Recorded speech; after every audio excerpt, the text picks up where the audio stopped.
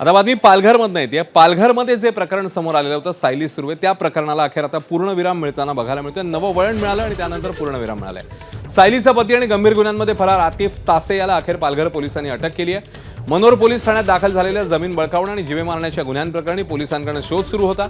आरोपीला मुंबईतल्या कांदिवली परिसरातून ताब्यात घेण्यात आले। सर्वोच्च न्यायालयाने जामीन अर्ज फेटाळला, त्यानंतर आतिफ तासे फरार झालेला।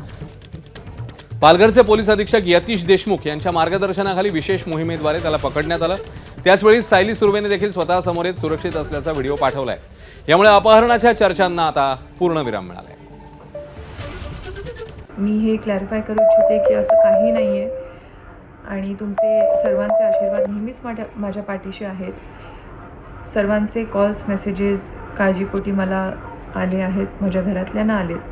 तुम्ही काळजी व्यक्त केलीत आणि अगदी शासन प्रशासनाने सुद्धा काळजी व्यक्त केली, त्यासाठी मी खूप खूप आभारी आहे। पण माझी हीच नम्र विनंती की तुम्ही या बातमीवर दुर्लक्ष करावात आणि काही गैरसमज करून घेऊ नयेत, काळजी करू नयेत। एबीपी माझा, उघडा डोळे बघा नीट।